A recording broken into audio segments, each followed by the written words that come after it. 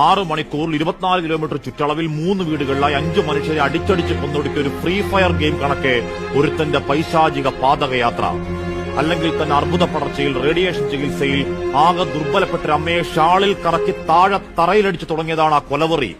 കൊലച്ചോറ് പോലെ വാങ്ങിയ കുഴിമന്തിക്ക് പിന്നെ ചിരിക്കാൻ മാത്രം അറിയുന്ന ഒരു തുടുത്ത കവൾ 13-കാരൻ കൂടപ്പിറപ്പ്, ഇഷ്ടപ്പെട്ട് കൂടെ കൂടിയ ഒരു പാവം പെൺകുട്ടി, വല്യച്ഛൻ, വയോധിക.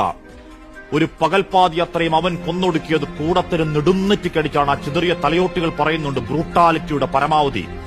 ഇഷ്ടഭക്ഷണം പാഴ്സലാ വാങ്ങി കൊതിയോടെ വീട്ടിലെത്തിയത് കഴിക്കും മുന്നേ അനിയന്റെ നേർക്ക് എങ്ങനെ നിന്റെ കൈ പൊങ്ങിയടാ മുടിഞ്ഞവനെ എന്നൊക്കെ ചോദ്യങ്ങൾ തൊണ്ടയിൽ തടയുന്നെങ്കിലും നെഞ്ചിലൊരു ഞെട്ടലല്ല, നിസ്സംഗമാണ്, മരവിച്ചിരിപ്പാണ് മനസാക്ഷി.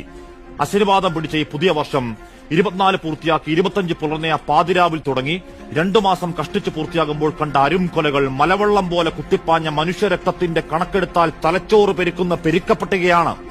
മക്കളെന്ന പേരിൽ പെറ്റവയറിന്റെ കൊലവള്ളി അറക്കുന്ന അസുരവിത്തുകൾ, പിഞ്ചുകുഞ്ഞിനേട് താഴത്തിലെറിയുന്ന രക്തബന്ധുക്കൾ, കൂട്ടുകാരന്റെ മുഖം കക്കൂസിൽ മുക്കി കൊലക്കി കൊടുക്കുന്ന സഹപാഠികൾ, പുക്കിളിൽ കോമ്പസിട്ട് കുത്തിക്കറക്കുന്ന കോളേജ് വിദ്യാർത്ഥികൾ. കണ്ടു മടുത്തു, ഇനി വയ്യ. നമ്പർ 1 കേരളം എന്ന വ്യാജത്തിൽ കൈമലർത്തി പിത്തം പിടിച്ചിരിക്കാതെ ഇനിയെങ്കിലും ഇച്ഛാശക്തി കാണിക്കണം സർക്കാർ. ആ സർക്കാരും സംഘടനകളും ക്ഷേത്ര മഹല്ല് പള്ളിക്കമ്മിറ്റികളും മനുഷ്യത്വം ചോരാത്ത മനുഷ്യരും ചേർന്ന് ഈ മുടിഞ്ഞ കാലത്തോട് അവസാനത്തെ യുദ്ധം പ്രഖ്യാപിക്കുന്നില്ലെങ്കിൽ കാത്തിരിക്കണം. കേരളം സൈക്കോകൾ മരണനൃത്തമാടുന്ന നാശകാലം, ചാവുദിനങ്ങൾ.